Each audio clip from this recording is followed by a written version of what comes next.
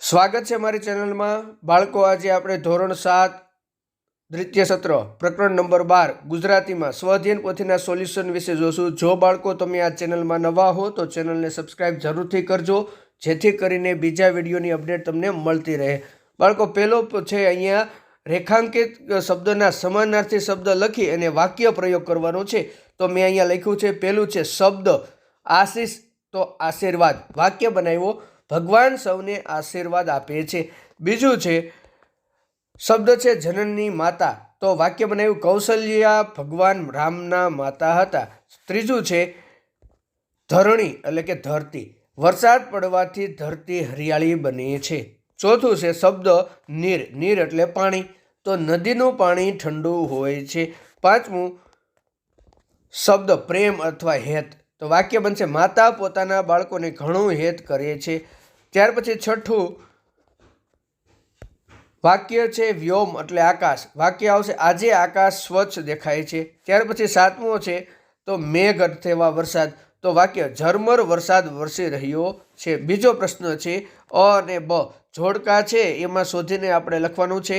તો એથી મીઠી તે મોરી માતરે, તો બમાં આવશે, મારી માતાને પ્રેમ મધ અને વરસાદના પાણીથી પણ મીઠો લાગે છે, મધ મીઠું હોય ને એમ।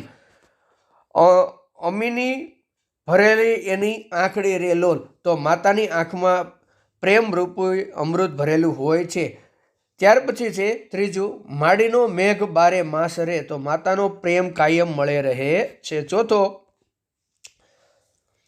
દેવોના દૂધ એનું દોહિયાલા રે, માતાનો પ્રેમ દેવો માટે પણ દુર્લભ હોય છે। ત્યાર પછી આપણે દેવ હોય ને ભગવાન, એનો નહીં આથમે ઉજાસ રે, તો માતાના પ્રેમનું અંજવાળું ક્યારેય આથમતું નથી। ત્યાર પછી જોઈએ તો ત્રીજો પ્રશ્ન છે, નીચે આપેલા શબ્દ જેવા ઉચ્ચારવાળા શબ્દો વાક્યોમાંથી શોધીને લખો। માત તો જાત, વેણ તો હેલ, સોડિય તો કોડ, પ્રાણ તો લહાણ, માસ તો ઉજાસ। પ્રશ્ન ચોથો છે, અમીની ભરેલી એની આંખડી રે લોલ, પંક્તિને સમજાવો, તો માતાની આંખ પ્રેમરૂપી અમૃતથી ભરેલી છે, એટલે કે માતાની આંખમાં હંમેશા પોતાના બાળકોને માટે અમૃત સમાન આશીર્વાદ જ વરસતા હોય છે, અને તે હંમેશા વહાલપૂર્વક જ બોલે છે।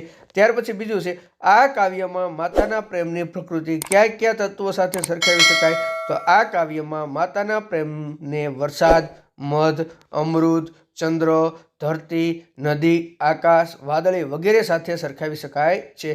ત્રીજું, માતા વિશેની કહેવતો લખો। આ જ કહેવતોનો ઉપયોગ કરી મા વિશે 10 વાક્ય લખો। તો કહેવત છે, મા તે મા, બીજા વનવગડા ના વા, ગોળ વિના મોળો કંસાર, માતા વિના સૂનો સંસાર। તો એના વિશે મેં અહીંયા લખ્યું છે, સંતો કહે છે કે ભગવાન બધે પહોંચી ન શકતો હોવાથી માનું સર્જન કર્યું છે।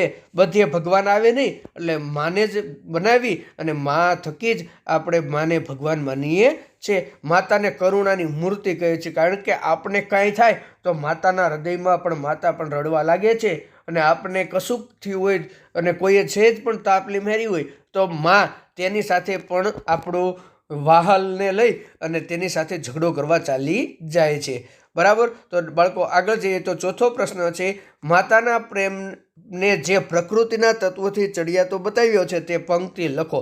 એટલે કાવ્યમાં જે પંક્તિ કીધી છે તે, તો મીઠા મધુને મીઠા મેહુલા રે લોલ, એથી મીઠી તે મોરી માત રે, અમીની ભરેલી એની આંખડી રે લોલ, વાહલના ભરેલા એના વેણ રે, ગંગાના નીરે તો વધે ઘટે રે લોલ, સરખો એ પ્રેમનો પ્રવાહ રે, વર્ષે ઘડીક વ્યોમ વાદળી રે લોલ, માડીનો પ્રેમ બારે માસ રે।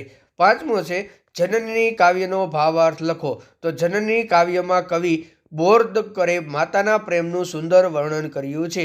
જગતમાં માતાના પ્રેમની તોલે કોઈનો પ્રેમ આવતો નથી, એ આ કાવ્યનો મુખ્ય ભાવાર્થ રહેલો છે। માતાનો પ્રેમ મધ અને વરસાદ કરતાં પણ મધુર છે। માતાનો પ્રેમ સ્વર્ગથી પણ ચડિયાતો છે।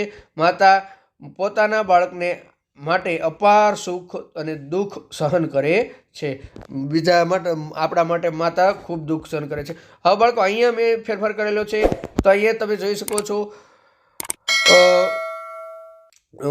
અહીંયા મધ્યથી તો મીઠું, તો દહીંએથી તો ખાટું, ગોળીએથી તો ગળ્યું, એટલે કે ખાટું અને ગળ્યું લખવાનું છે.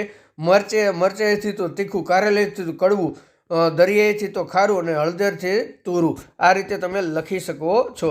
તો બાળકો, મળીએ છીએ નવા વિડીયો સાથે. આવજો.